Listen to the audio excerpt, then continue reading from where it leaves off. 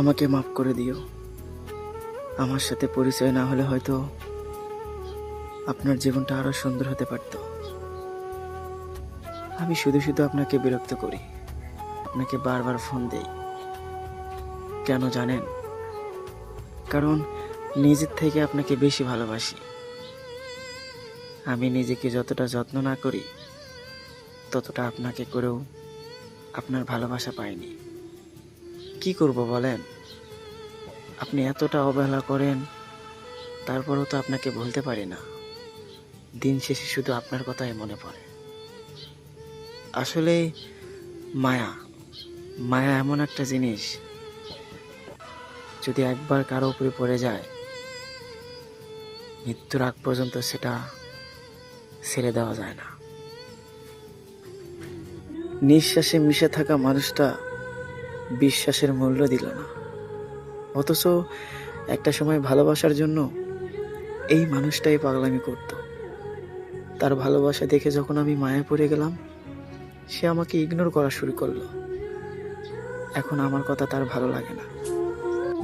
সত্যি বলছি প্রিয়, তোমাকে হাজারবার দেখলেও আমার মন ভরে না। তাই তো হাজারো অবহেলার পরেও তোমার কাছে বারবার ফিরে যাই। আসলে তোমাকে অনেক ভালোবাসি, এই কথাটা বারবার গিয়ে বলতে পারিনি। সত্যি বলতে তোমার মায়ায় পড়ে গেছি। তোমার মায়ায় এতটা পড়ছি, মৃত্যুর আগ পর্যন্ত তোমার মায়া আমি ছাড়তে পারবো না। একটা কথা কি জানো? তোমাকে ভালো না বাসলে হয়তো কখনোই বুঝতাম না আমি মানুষকে এতটা ভালোবাসতে পারি।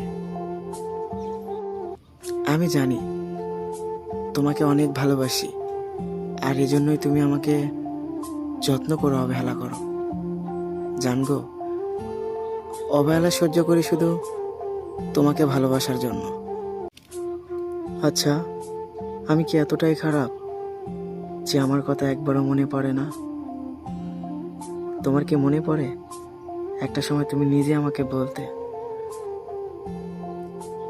আমার সাথে কথা না বললে নাকি তোমার ঘুম আসে না, একদিন কথা না বললে তোমার দম বন্ধ হয়ে যায়। জানো, এই কথাগুলো শোনার পরে আমি তোমার মায়ায় পড়ে গেছিলাম। কিন্তু যদি জানতাম তুমি আমার সাথে এরকম করবে, তাহলে হয়তো কখনোই তোমার মায়ায় পড়তাম না। জানো, তোমার দেওয়া স্মৃতিগুলো আমাকে বারবার কাঁদায়। তুমি দেখে নিও, আমাকে ঠকিয়ে যাওয়ার অপরাধে তুমি নিজেও একদিন ঠকে যাবে। আমি তোমাকে অভিশাপ দিচ্ছি না, এটা প্রকৃতির নিয়ম।